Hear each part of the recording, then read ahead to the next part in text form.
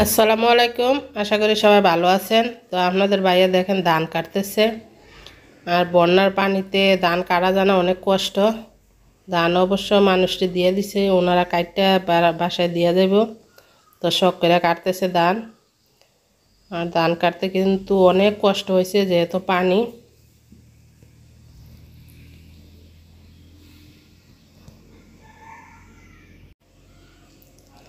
তো পানির ভিতরে কিন্তু ধান কাটা অনেক কষ্ট, শুধু আমরা না, সবাই কষ্ট করে ধান কাটছে।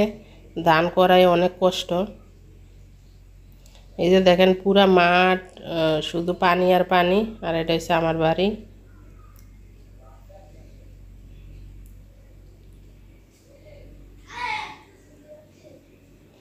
তো এই যে দেখেন ধানগুলা কিভাবে আনতেছে।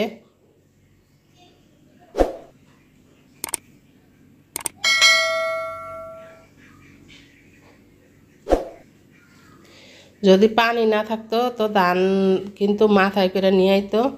তো এখন পানি দেখে আর মাথায় করে নিয়ে আইতে পারে না। তো এগুলারে পানি দিয়ে বাসায় বাসায় নিয়ে আইছে।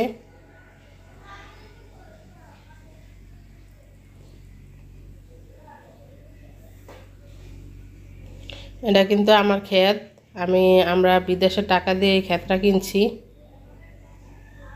এটা পুরাটা না, অর্ধেক। এই যে পর্যন্ত এই যে ধান কাটতেছে এই পর্যন্ত আমার। তো ইনশাল্লাহ একদিন আপনাদের দেখাবো ক্ষেত পানি কমলে। তো দেখেন এভাবে বাসাইয়া পরে টাইনা টাইনা নিয়ে এসে ধানগুলা। আর অনেক ধান কিন্তু নষ্ট হয়েছে এভাবে, কিছু করার নাই।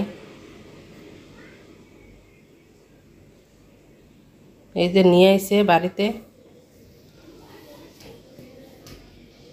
আসলে গ্রামের মানুষ কিন্তু অনেক কষ্ট করে, শহরের মানুষ কিন্তু কষ্ট করলেও এত কষ্ট না, কিন্তু গ্রামের মানুষ অতিরিক্ত কষ্ট করে। তো এই যে আপনাদের ভাই শখ করে ধান ছড়তেছে। আমাদের এদিকে এইভাবে পায়ে চেপে করে, কিন্তু যেটা কারেন্টে চলে মেশিন ওইটা ভালো। এটা কিন্তু অনেক কষ্ট ছড়াটা। আবার এটা সবাই পারেও না।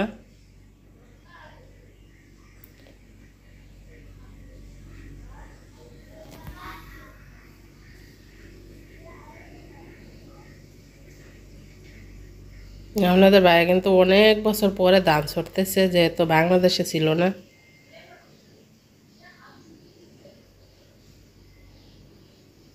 আর কয়েকদিন ধরে কিন্তু সবাই জানেন যে বৃষ্টি হইতেছে বাংলাদেশে, কিন্তু আজকে 2 দিন ধরে আবার একটু রোদ উঠছে। সবাই ধান নিতেছে। তো ধানগুলা দেখেন এরা শুধু সইরাই না বাড়িতে দিয়ে গেছে।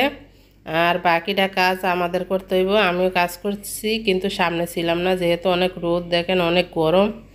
তো আপনাদের বাইরে যে ধানগুলা চালতেছে, চাইলা সিদ্ধ করব ধান।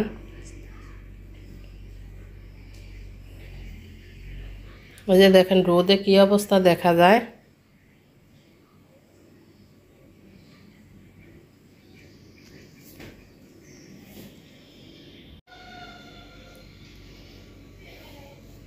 এই যে এগুলা চালার বাকি আছে। আর আমি দেখেন ভর্তা খাইতেছি, অনেক গরম। তো পেঁপে দিয়া, তেঁতুল দিয়া আর পেয়ারা দিয়া ভর্তা বানাইছে। গরমে অবস্থা খুবই খারাপ। তো ভর্তা বানাইছে, আমি খাইতেছি। আর যেটি চালার বাকি আছে এখনো ধান। তো ধান চাইলা টাইলা ধান সিদ্ধ বসাই দিছে বড় পাতিলে বাতাসায়ে। তো এই জন্য এদিক দিয়া তেরফাল টানাই নিছে, বড় পাতিলে সিদ্ধ বসাই দিছে।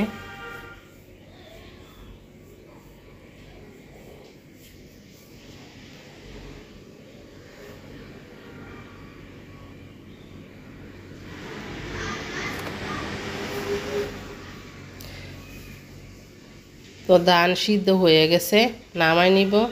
আসলে কাজের ভিতরে, গরমের ভিতরে কিন্তু সুন্দর করে ভিডিও করা যায় না। তো এই পাতিলটা দুইজনে দইরা এখানে আনছে, খাড়ির উপরে ডাইলা দিব ধানগুলা এখন।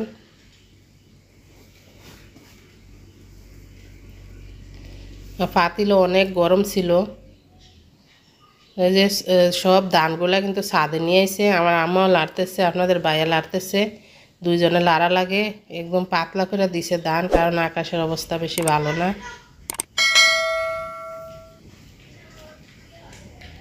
এই যে ধান একটু শুকাইয়া আবার এগুলারে কেল্লানি বলে কেল্লাই দিতেছে, কারণ ছাদের নিচে দিয়ে দেখেন অনেক ভিজা, তো পানিটা একটু শুকানোর জন্য এইভাবে দিতেছে ধানগুলা। এই যে ঝাড়ু দিয়ে দিতেছে যাতে ধানের নিচটা যাতে ছাদের শুকায়, পরে ধানগুলো আবার ছড়াই দিব। আসলে ধানও ভিজা ছাদও ভিজা, তো তাড়াতাড়ি করতেছি যেহেতু আজকে রোদ, এজন্য।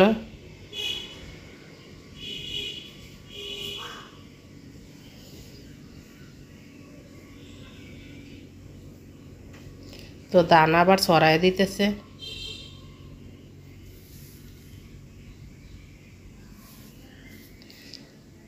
রোদের ভিতরে কিন্তু অনেক কষ্ট হয়েছে ধান নিতে। আসলে যারা নিজেরা করে ধান তাদের ভালো হয়, কিন্তু আমরা সব মানুষের দিয়ে করার লাগে আমাদের আরও লস হয়, ধান কষ্ট রয়েছে বোনাস। তো কিছু করার নাই, যেহেতু আমার আব্বা ধান করছে। তো যারা যারা আমার ভিডিওটা দেখছেন সবাইকে অসংখ্য অসংখ্য ধন্যবাদ। আল্লাহ হাফেজ, আসসালামু আলাইকুম।